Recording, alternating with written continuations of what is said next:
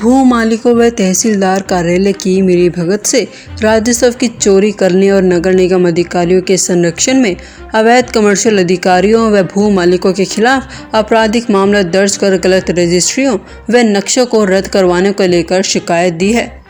आपको बता दें कि जीटी रोड स्थित स्टील कारपेट फैक्ट्री को तोड़कर कमर्शियल कॉलोनी काटे जाने, तहसील कार्यालय द्वारा उसके टुकड़ों पर रजिस्ट्री करने, नगर निगम द्वारा टुकड़ों की प्रॉपर्टी आईडी बदलवाकर वहां के नक्शे स्वीकृत करने और कलेक्टर रेट के विपरीत करोड़ों की प्रॉपर्टी को लाखों में दिखाकर गलत तरीके से रजिस्ट्री करने की शिकायत दी है।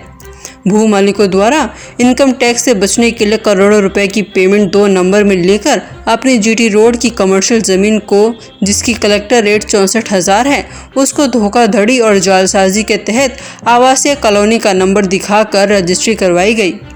सबसे बड़ी हैरानी का विषय तो यह है कि जीटी रोड की एक ही ज़मीन को एक ही व्यक्ति द्वारा केवल 20 दिनों के अंदर कलेक्टर रेट 24,000 और 3750 रजिस्ट्री करवाई गई। इन दोनों ज़मीनों का नगर निगम द्वारा कमर्शियल नक्शा पास कर दिया गया, जिसमें कई सारे रजिस्ट्री गलत तरीके से दिखाई गई है। भू मालिकों द्वारा सरकार के टैक्स की चोरी और इनकम टैक्स से बचने के लिए 2016 में रजिस्ट्री के ऊपर भूमि रेजिडेंसी होटल के नाम से बना हुआ है, जिसका कलेक्टर मात्र 10,900 दिखाकर सरकार की करोड़ों रुपए के इनकम टैक्स चोरी और लाखों रुपए की खुलेआम रजिस्ट्री की चोरी की गई। वहीं पानीपत के देशराज कॉलोनी के पूर्व जिला पार्षद जोगेंद्र स्वामी ने जानकारी देते हुए क्या कुछ बताया, वह भी आप सुनिए।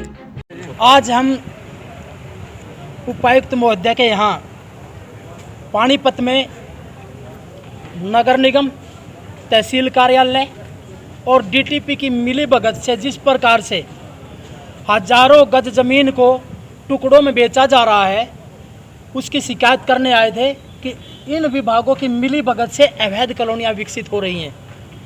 हमने इसमें 14 से और 16 तक की रजिस्ट्रियाँ जो निकाली हैं, उसमें जो कलेक्ट्रेट है उस कलेक्ट्रेट के विपरीत रजिस्ट्रियाँ की गई हैं, जिसमें इनकम टैक्स की चोरी, तहसील राजस्व की चोरी और इसके साथ साथ फर्जी दस्तावेजों के आधार पर जालसाजी कर धोखाधड़ी के तहत इस प्रकार की रजिस्ट्रियों को अंजाम दिया गया। और उसके बाद नगर निगम ने वो 14-16 की रजिस्ट्रियों को नगर निगम द्वारा प्रॉपर्टी आईडी बनाई गई, जबकि वो ज़मीन हजारों गज में है, उसकी प्रॉपर्टी आईडी बनाई गई। प्रॉपर्टी आईडी बना करके उसके नक्शे स्वीकृत किए। ये मैं आपको बता रहा हूँ कटारिया स्टेट, जहाँ पे एक नक्शा नंबर 24 सिटी 2016-17 में स्वीकृत हुआ, उसका मैंने रिकॉर्ड निकलवाया। मैंने उसके बारे में जानकारी मांगी तो वो नक्शे की फाइल ही गुम है। और इसके संदर्भ में हमने आयुक्त नगर निगम को ज्ञापन सौंप के कहा था कि आपके यहाँ जिस प्रकार से एकड़ ज़मीन है, हजारों गज ज़मीन है, उनके टुकड़े करके नक्शे पास हो रहे हैं और उसमें अवैध कॉलोनियाँ विकसित की जा रही हैं, इसमें नगर निगम का हाथ है। हम इन नक्शों की जांच करवाना चाहते हैं।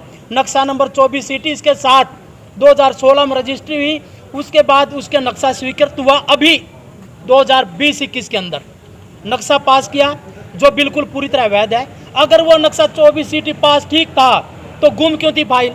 इसका मतलब गड़बड़ झाला है, इसका मतलब व्यापक घोटाला है। इसमें करोड़ों रुपए का घोटाला किया गया भू मालिक, खरीदार, बेचने वालों द्वारा, तहसील कार्यालय की मिलीभगत से, नगर निगम की मिलीभगत से करोड़ों रुपए की इनकम टैक्स की चोरी की गई, करोड़ों रुपए का राजस्व की चोरी की गई।